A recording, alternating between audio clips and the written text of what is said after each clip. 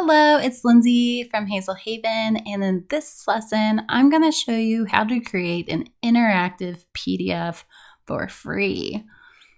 So let me introduce to you my favorite tool.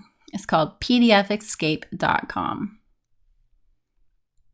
Now, when you get here, you can see that, it looks really dated, but it works really well, and you don't have to download anything to make it work.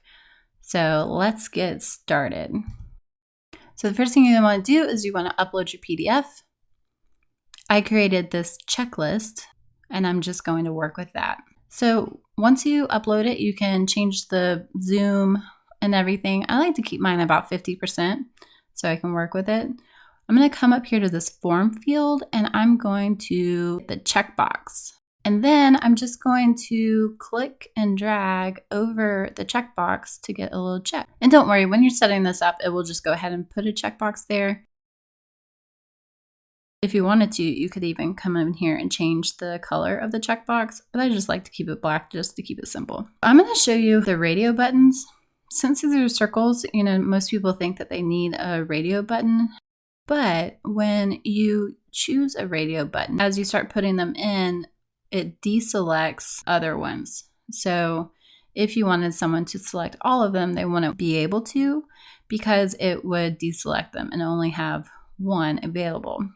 Now, radio buttons would be perfect if you had something like yes or no, but I'm going to come back in here with checkboxes and I'm going to fill these little circles. So I'm going to come in here and delete those radio buttons.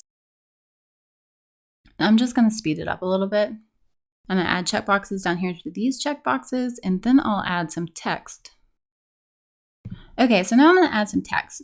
So you could come up here and hit this text up here. I think this is more if you wanted to just add text. That's not what we want to do here. We want to make this interactive so that if somebody downloads the PDF, they're going to be able to fill it in without having to worry about printing it out and doing it that way.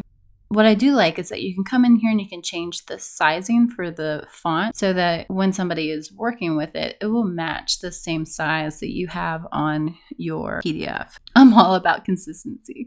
But I think that's still important to show you that even though you will have somebody that's typing in text there, you want to be sure that you put in a form field for text.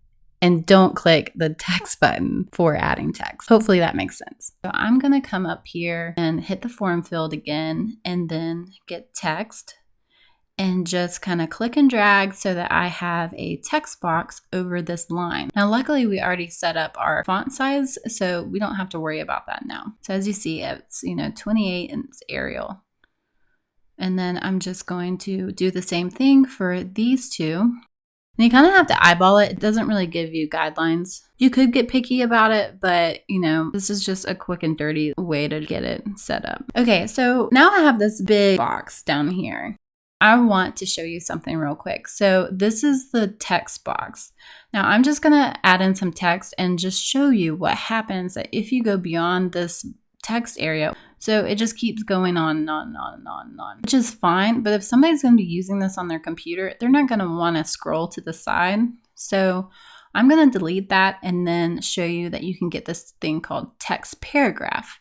Now with a text paragraph, you can come in here and you can get it in there and then you can fill it with a bunch of text. So I'm just going to fill this with a bunch of text real quick to show you what will happen. And now if you see, there's this little scroll bar now so that if you do type a lot, you'll have space down there. And there's lots of other things in here that you can use as well. You can add links, you can add images, you can use the whiteout, which really comes in handy. And that's basically it. This tool is just great. People can still upload stuff into Adobe and it will work fine for them. But at least this way you're saving a little bit of money. So you can save it while you're working on it. And then you can just hit this little download button and it downloads and that's it.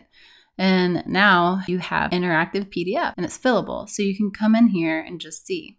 Now, you want to download this to your computer first before using it, because if you use it while you're in a web browser, it won't save everything in there. So be sure to download it to your computer first and then use it when you want to save things on there. So hopefully this lesson was helpful for you. And thank you so much for watching. I hope that you're having a good day.